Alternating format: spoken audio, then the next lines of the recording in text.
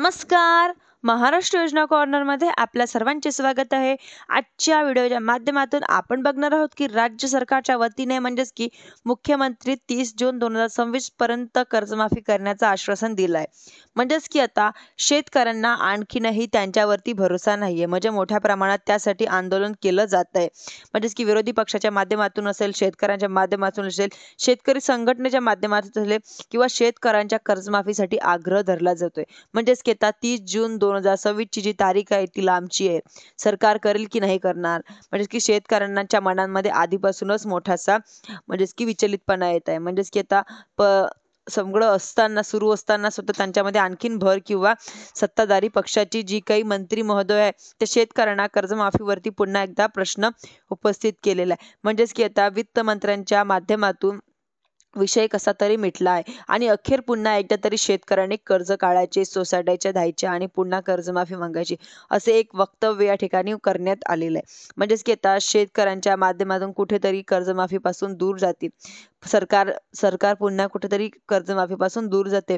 मुळात शेतकऱ्यांना कर्ज का काढायचे, शेतकरी कर्ज काढल्यानंतर ते का थकीत होतंय, शेतकरी कर्ज का भरत नाही याचा अभ्यास करण्यासाठी या समितीचे 6 महिने काम करण्यासाठी तो सुद्धा यांच्या मंत्री महोदयाच्या माध्यमातून वाट बघण्यात आलेली आहे. म्हणजेच की आता केंद्र शासनाच्या माध्यमातून त्यांच्यावरती पाठपुरावा केला जाते. नाबार्ड हे वगैरे सर्व चांगलं असतं. म्हणजेच की आता जर शेतकऱ्यांचे कर्ज जर या ठिकाणी कामाचे नसतील तर कशाला वेगवेगळा उठाडा करायचा. कर्ज या ठिकाणी सामान्य लोकांसारखं कर्जाचं म्हणजेच की एक शेती अतिशय मूलभूत हा विषय आहे. म्हणजेच की त्याला पत पुरवठा करणं गरजेचे आहे. म्हणजेच की पुरवठा केल्यानंतर शेतीची कामं होऊ शकतात.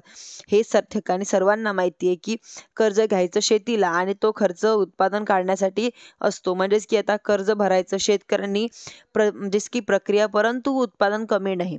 म्हणजेच की आता शेतकऱ्यांना जमिनी विकणार का, स्वतःला का घाण ठेवणार का, असे जमिनी घाण ठेवणार का, नुकसानही आणि झालेलं आहे की शेतमाल आला तरी आजूबाजूला मध्य प्रदेश राज्य आहे की 5,328 रुपयाचा हमीभाव भावांतर योजना राबवली आहे, परंतु मंजुरी दिली आहे 1,300 ते 1,400 रुपयाचा भावांतर जी काही रक्कम आहे ती भेटायला सुरुवात या मंजुरी दिलेली आहे.